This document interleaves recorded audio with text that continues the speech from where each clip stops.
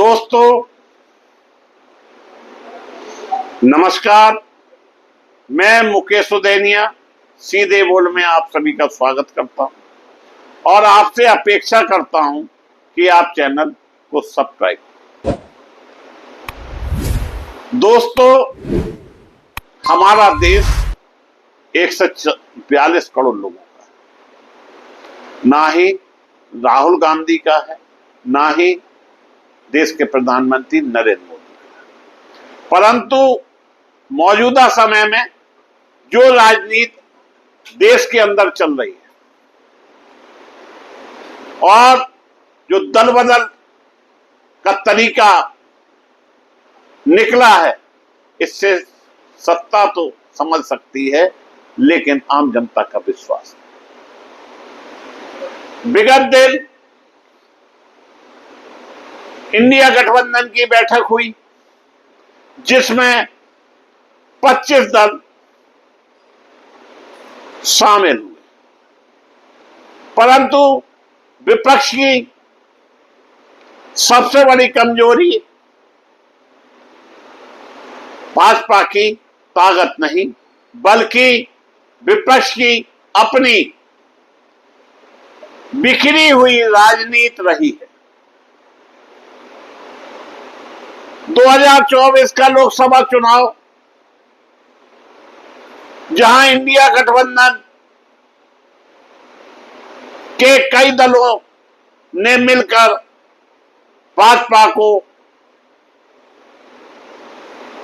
2 से 40 सीटों पर अटका दिया, जबकि देश के प्रधानमंत्री नारा दिया करते थे कि अब की बार 4 से। अमेरिका में भी नारा देते थे देश के प्रधानमंत्री, अब की बार ट्रंप सरकार। क्या हुआ? अमेरिका में डोनाल्ड ट्रंप हारे और हिंदुस्तान में भारतीय जनता पार्टी 2 से 40 पर टिक गई।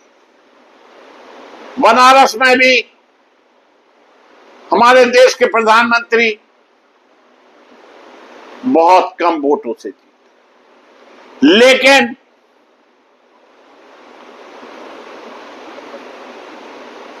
जो चुनौतियां गठबंधन के सामने हैं, वो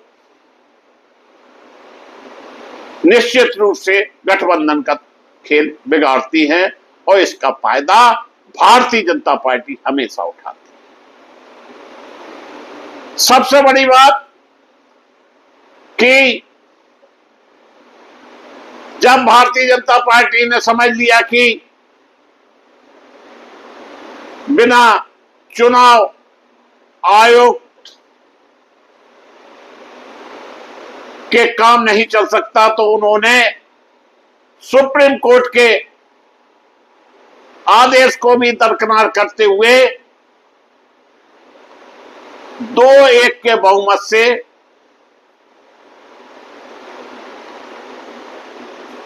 अपना चुनाव आयोग चुन लिया। सुप्रीम कोर्ट ने कहा कि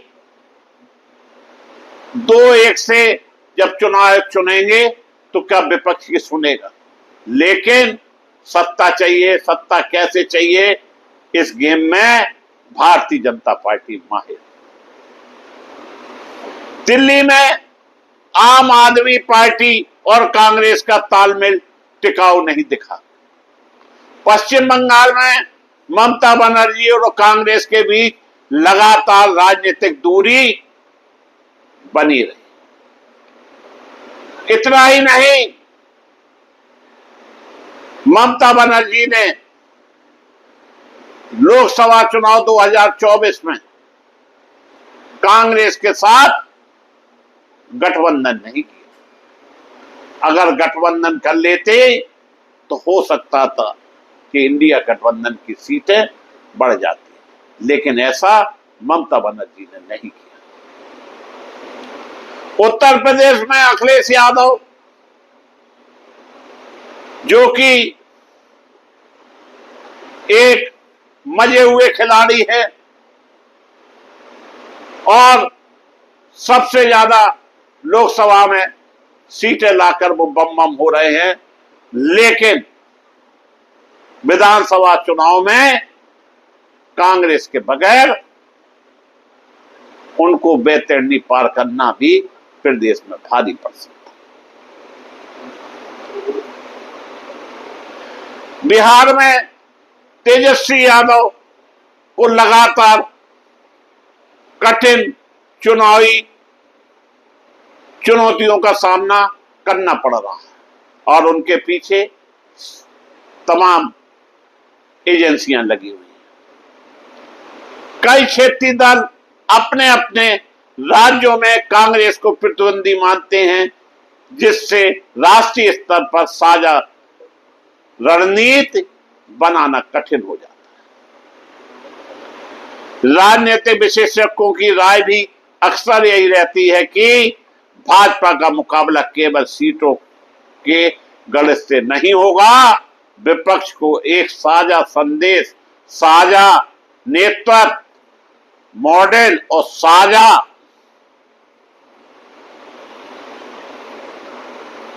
चुनावी रणनीति की आवश्यकता होगी। यदि अलग अलग नेता अलग अलग मुद्दों पर परस्पर विरोधी बयान देते हैं तो मतदाताओं के बीच भ्रम पैदा हो सकता है।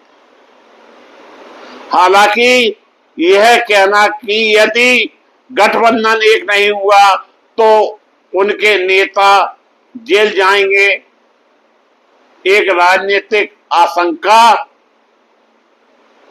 तय हो सकती है, लेकिन यह जरूरी नहीं है कि वो जेल जाएं, लेकिन ऐसी संभावनाएं पूरी दिखती है। किसी भी नेता के खिलाफ कार्रवाई या जेल जाने का प्रश्न न्यायिक प्रतिक्रिया और उपलब्ध साक्ष्यों पर निर्भर करता है।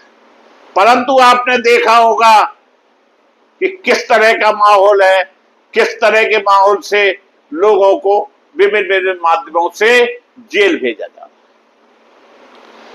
है। 2029 की लड़ाई के लिए विपक्ष के सामने सबसे बड़ा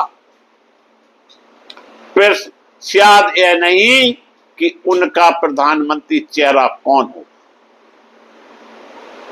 बल्कि यह है कि क्या वह राष्ट्रीय स्तर पर एकजुट संदेश और एक विश्वसनीय वैकल्पिक एजेंडा पेश कर पाएगा। यदि गठबंधन राज्यों की स्पर्धा से ऊपर उठकर समय बना पाते हैं तो मुकाबला अधिक चुनौतीपूर्ण हो सकता है, यदि नहीं तो भाजपा को स्वाभाविक लाभ मिल सकता है। यह कड़ू सच्चाई है। अगर गठबंधन में जो दल हैं अपने अपने हिसाब से अगर क्षेत्र में वो चले तो 2029 की जो तैयारी अभी से गठबंधन कर रहा है उसमें वो गच्चा खा सकता है। निश्चित रूप से कांग्रेस एक बड़ी पार्टी है और आसाम जरूर हारी कांग्रेस, कर्नाटक में उसने अपना अस्तित्व कायम रखा, तमिलनाडु में भी वो डीएमके को छोड़कर विजय के साथ चली गई, वहां भी अस्तित्व बनाकर रखा और जो एक विशेष समूह का वोट है वो अभी भी कांग्रेस में आस्था रखता है। जिस तरह से डीएमके और आम आदमी पार्टी के अरविंद केजरीवाल बैठक में नहीं गए, उसका मुख्य कारण है कि पंजाब में चुनाव होना है और पंजाब में विधानसभा का चुनाव अरविंद केजरीवाल को दिख रहा है। अगर गठबंधन को ठीक ढंग से संभाल कर रखना है और ममता बनर्जी जो अपनी ऐठ, जो अपने घमंड के कारण बंगाल हारी हैं और उन्होंने जिस तरह से बंगाल में कांग्रेस को या वाम दल को खत्म करने का प्रयास किया, यही कारण है कि अगर विधानसभा चुनाव में ममता बनर्जी कांग्रेस के साथ गठबंधन कर लेती या वाम दल भी साथ में होता तो निश्चित रूप से जो स्थिति टीएमसी खत्म होने की ओर बनी है उसमें विराम लग गया होता। आज बंगाल में क्या है, 80 सीटें ममता बनर्जी ने जीती, जिसमें से 58 विधायक अपना दल बनाने में लग गए। उन्हें अपना झंडा, अपना ऑफिस बचाना भी मुश्किल पड़ रहा है। कल तक जो लोग टीएमसी के साथ थे या कहे टीएमसी के गुंडे थे, आज वो सत्ता परिवर्तन पर पिट रहे और जो दल आता है उनके गुंडे सड़क पर आ जाते हैं। इसका जीता जाता उदाहरण है कि सत्ता और पुलिस का इन लोगों को सहयोग मिल जाता है। जैसी करनी वैसी भरनी। पहले ममता बनर्जी के राज में गुंडों की फौज खड़ी थी, अब उन्हीं के गुंडे भाजपा के गुंडों से पिट रहे हैं। हम उन्हें कार्यकर्ता नहीं कहेंगे। और जहां तक दल बदल का मामला है तो दोस्तों 2021 में टीएमसी पूर्ण बहुमत में आई थी, कांग्रेस शून्य पर खड़ी हो गई थी। 2023 में कांग्रेस का एक विधायक जीता तो ममता बनर्जी को अखर गया और उन्होंने एक विधायक को भी अपने साथ ले लिया। 2016 में कांग्रेस के 44 विधायक जीते थे, वामपंथी के 32 विधायक जीते थे। कांग्रेस के कई विधायक टीएमसी ने अपने साथ मिला लिए थे और वामपंथियों के भी कई विधायक साथ कर लिए थे। तो दल बदल मामला 2016 से ही प्रारंभ था।